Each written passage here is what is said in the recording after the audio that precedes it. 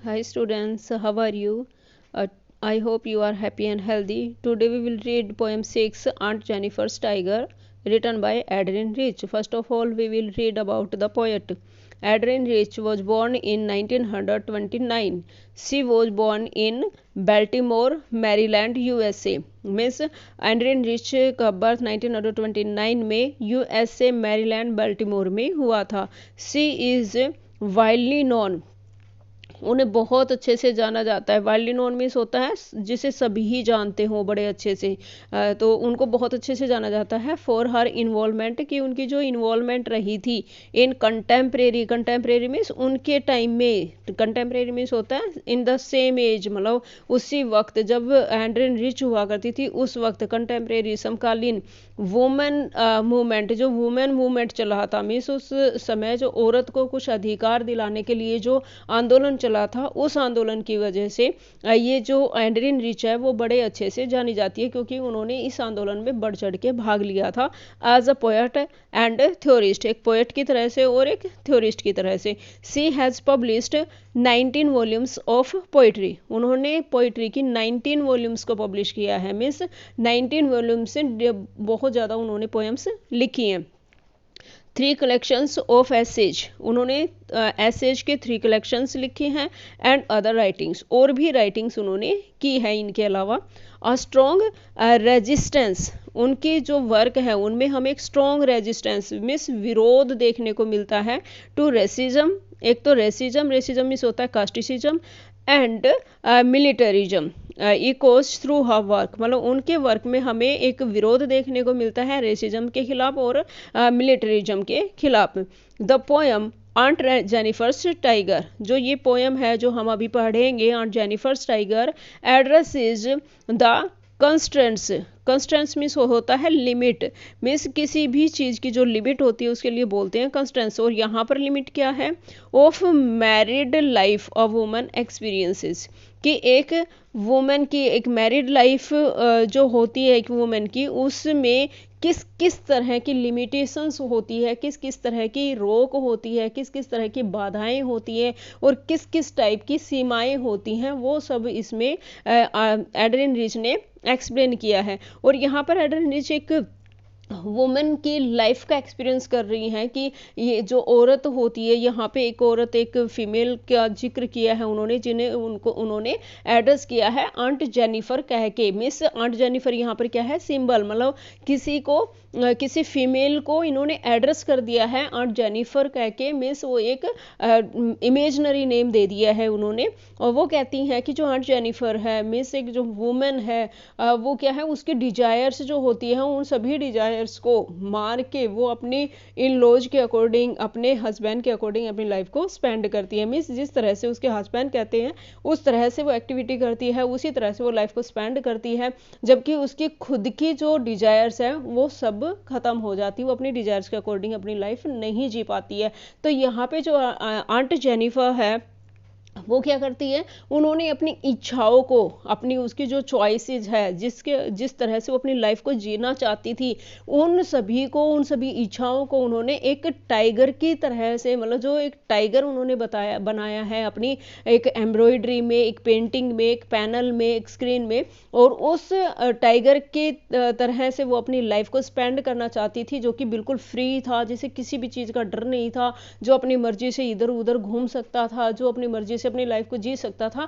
उस तरह की वो लाइफ स्पेंड करना चाहती थी, लेकिन वैसी वो लाइफ स्पेंड नहीं कर पाई. इसलिए अपनी इच्छाओं को उन्होंने टाइगर के थ्रू अपनी इस स्क्रीन में, इस पैनल में दिखाया है. तो अब हम पोएम पढ़ेंगे उनकी, कि वो किस तरह से डिस्क्राइब करती है अपने टाइगर्स को, और टाइगर के थ्रू अपनी इच्छाओं को किस तरह से एक्सप्रेस उन्होंने किया है इस पोएम में.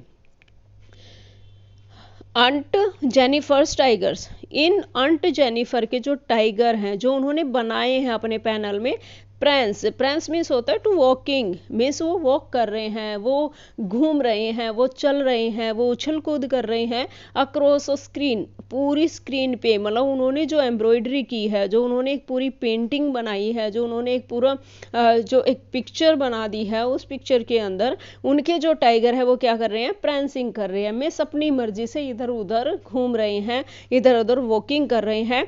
ब्राइट टोपेज, ब्राइट टोपेज का मीनिंग होगा यहाँ पर येलो स्टोन, जो येलो स्टोन होता है जिसे कि पुखराज बोलते हैं, उस पुखराज की तरह से, उस ब्राइट टोपेज की तरह से, उस येलो स्टोन की तरह से इनके जो टाइगर है वो येलो और ब्राइट दिखाई दे रहे हैं, मीन्स चमकीले दिखाई दे रहे हैं। डेनिजन्स, डेनिजन्स मीन्स होगा रेजिडेंट, वो रेजिडेंट है किसके, of a world of green, मतलब इस ग्रीन वर्ल्ड के, ग्रीन वर्ल्ड मीन्स एक डेंस फॉरेस्ट, जो बहुत गहरा फॉरेस्ट होता है, उस फॉरेस्ट के अंदर उन्होंने अपने टाइगर्स को दिखाए हैं, जो कि ब्राइट टोपेज जैसे हैं और वहाँ के रेजिडेंट है, मीन्स उसी फॉरेस्ट में रहते हैं और उन्हें किसी भी तरह का कोई भी डर नहीं होता है, वो फ्रीली इधर उधर मूव करते हैं, फ्रीली आराम से घूमते हैं।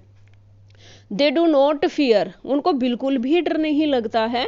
The man beneath the tree, वो व्यक्ति जो कि ट्री के नीचे बैठा हुआ है, वहां पर मतलब एक ट्री है, ट्री के नीचे एक ह्यूमन बीइंग को दिखाया है, वो उस ट्री के नीचे बैठा हुआ है और वहां पर ही जो आंट जेनिफर है उनके टाइगर घूम रहे हैं, लेकिन उन्हें किसी भी तरह का डर नहीं लग रहा। यहाँ पर वो अपनी खुद की जो उसकी खुद की जो लाइफ है उनको यहाँ पर वो डिस्क्राइब कर रही है, कि कह रही है कि जैसे वो डरती रहती है अपने हस्बैंड से, इस तरह से इनके जो टाइगर है उनको किसी भी तरह से डर नहीं लगता, मीन्स उनकी तरह से उन्हें डरने की जरूरत नहीं है, वो बिल्कुल फ्री है, उनके ऊपर किसी भी तरह की कोई बाउंडेशन नहीं है। लेकिन आंट जेनिफर की जो लाइफ थी वो हमेशा ही बाउंडेशन में, जिम्मेदारियों में भरी रही थी, हमेशा उनके ऊपर सीमाएं लगी हुई थी, कुछ बाधाएं लगी हुई थी, लेकिन उन्होंने जो टाइगर बनाए हैं वो टाइगर बिल्कुल फ्री है और अपनी मर्जी से इधर उधर मूवमेंट करते हैं। They pace, pace means walking करते हैं। इन स्लीक, स्लीक मीन्स होगा जेंटल, और सिवलरिक, सिवलरिक मीन्स होता है योद्धा, नाइट। सर्टेनिटी मीन्स निश्चित रूप से वो इधर उधर एक योद्धा की तरह से बड़े प्राउड से इधर उधर घूम रहे हैं, उन्हें किसी भी तरह से डरने की जरूरत नहीं है और ना ही उन्हें कोई डरा सकता है। Aunt Jennifer's fingers, aunt Jennifer की जो फिंगर है वो क्या कर रही है, फ्लैटरिंग, फ्लैटरिंग मीन्स कांप रही है। थ्रू हर वुल, अपनी वुल को चलाते वक्त, मीन्स जब वो एम्ब्रॉयडरी कर रही है, एम्ब्रॉयडरी करते हुए उनकी जो फिंगर है वो कांप रही होती है। और क्यों कांप रही होती है, मे बी उनको लग रहा है कि उनके हस्बैंड उन्हें देख लेंगे तो डांटेंगे कि वो एम्ब्रॉयडरी क्यों कर रही है, और मे बी ये भी हो सकता है कि भाई उनकी एज हो गई है, इस वजह से उनकी उंगलियां कांप रही है। लेकिन मेनली यहाँ पर आएगा कि उनको हस्बैंड का डर है कि कहीं आ जाए और वो उन्हें डांटे नहीं कि आप कर क्या रहे हो, इसलिए उनकी जो उंगलियां हैं वो कांप रही हैं। Find even the ivory needle hard to pull, means इतनी कांप रही है कि जो आइवरी नीडल है, आइवरी मीन्स होता है हाथी दांत से बनी हुई, नीडल मीन्स नीडल की जो आइवरी से बनी हुई नीडल है उसको पुल करने में भी उन्हें डिफिकल्टी हो रही है। मीन्स एक बिल्कुल ईजी चीज है, उस एम्ब्रॉयडरी को करने में किसी तरह की कोई डिफिकल्टी नहीं होनी चाहिए, लेकिन यहाँ पर क्या है, आंटी को इतना डर लग रहा है कि कहीं उनके हस्बैंड आ जाए और उन्हें डांटे, तो उस वजह से उनके हाथ कांप रहे हैं और वो उस आइवरी को चलाने में भी, उस आइवरी को पुल करने में भी बहुत ज़्यादा डिफिकल्टी फील कर रही है, बहुत ज़्यादा उन्हें डर लग रहा है और उनके जो हाथ हैं उन्हें सपोर्ट प्रॉपरली नहीं कर पा रहे हैं, वो कांप रहे हैं। The massive weight, massive means होता बहुत ज़्यादा, मतलब जिसे संभाला ना जा सके।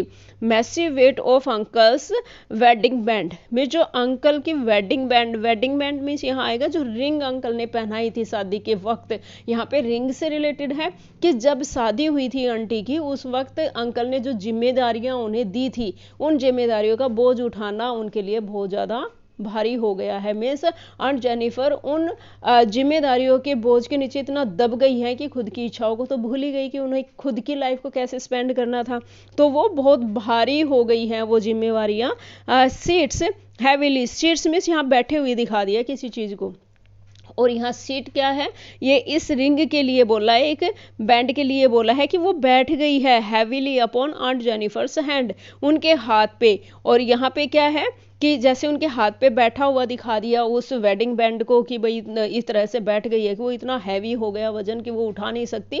इट मीन्स एक इनडायरेक्टली वो क्या कह रही हैं कि उनके ऊपर जिम्मेदारियों का इतना ज़्यादा बोझ डाल दिया गया है कि जिन्हें वो संभाल भी नहीं पा रही हैं और उनके ऊपर वो जिम्मेदारियां हमेशा ही रहेंगी, उनसे वो कभी मुक्त नहीं हो सकती और अपनी इच्छा के अकॉर्डिंग वो कभी भी लाइफ को स्पेंड नहीं कर सकती हैं। इतनी ज़्यादा जिम्मेदारियां हैं जो उन्हें निभानी पड़ती है, जो उनके हस्बैंड ने उनके ऊपर डाल दी है। When aunt is dead, यहाँ पे कहा है इस पैराग्राफ में कि जब आंटी की डेथ हो जाएगी, जब वो उनकी मृत्यु हो जाएगी, हर टेरिफाइड हैंड्स, तो उनकी जो टेरिफाइड हैंड है, टेरिफाइड मतलब जो कांपते रहते हैं डर से, जो ये लगता रहता है कि पता नहीं अंकल कब आ जाएंगे, कब उन्हें डांट देंगे। उनके हस्बैंड हमेशा एक डोमिनेटिंग नेचर रखते हैं और वो कब उनको किसी भी चीज़ के लिए रोक देंगे, तो इस वजह से आंटी क्या है हमेशा डरी रहती हैं। और उनके जो टेरिफाइड हैंड है, जब उनकी डेथ हो जाएगी, जो टेरिफाइड हैंड है वो क्या होंगे, विल लाई, वो गिर जाएंगे। स्टिल रिंग्ड विद ऑर्डिल्स, लेकिन उनके अंदर तब भी वो रिंग रहेगी। रिंग मीन्स वो जिम्मेदारियां, और वो ऑर्डिल्स मीन्स होगा यहाँ पर जो उनके ऊपर जिम्मेदारियां डाली गई है। मीन्स अभी भी जब उनकी डेथ हो जाएगी और उनके हाथ बिल्कुल लाइफलेस हो जाएंगे, लाइफलेस होकर गिर जाएंगे, तब भी उनके फिंगर पे वो रिंग रहेगी। मीन्स वो जिम्मेदारियां तब भी आंटी के ऊपर रहेंगी जब उनकी डेथ हो जाएगी। सी वॉज मास्टर्ड बाय, जिनके द्वारा की पूरी जिंदगी उन्होंने स्पेंड की है, मतलब उन जिम्मेदारियों को निभाते निभाते पूरी जिंदगी स्पेंड की है, लेकिन जब उनकी डेथ हो जाएगी तब भी वो जिम्मेदारियां उनके ऊपर ऐसी ही रहेंगी। वो उनकी डेथ हो जाएगी लेकिन जिम्मेदारियों से पीछा उनका कभी भी नहीं छूटेगा। The tigers in the panel, लेकिन दूसरी तरफ जो टाइगर बनाए हैं उन्होंने, वो क्या करेंगे, in the panel that C made, उस पैनल में जो उन्होंने टाइगर्स बनाए हैं, will go on prancing, prancing means वो घूमते रहेंगे अपनी खुद की इच्छा से, अपनी खुद की चॉइस के अकॉर्डिंग, जहाँ चाहेंगे वहीं घूमेंगे। मीन्स पूरा जो फॉरेस्ट उन्होंने बनाया है, एम्ब्रॉयडर किया है, उसके अंदर जो उन्होंने अपने टाइगर्स बनाए हैं, वो सारे टाइगर्स अपनी इच्छा से घूमते रहेंगे, उन्हें रोकने वाला कोई भी नहीं होगा। प्राउड मतलब गर्व से घूमते रहेंगे। एंड अनअफ्रेड, अनअफ्रेड मीन्स बिना किसी डर के, मतलब किसी तरह का उन्हें कोई डर नहीं लगेगा और वो बिना डर के अपने उस पूरी स्क्रीन पे, पूरे पैनल के ऊपर घूमते रहेंगे।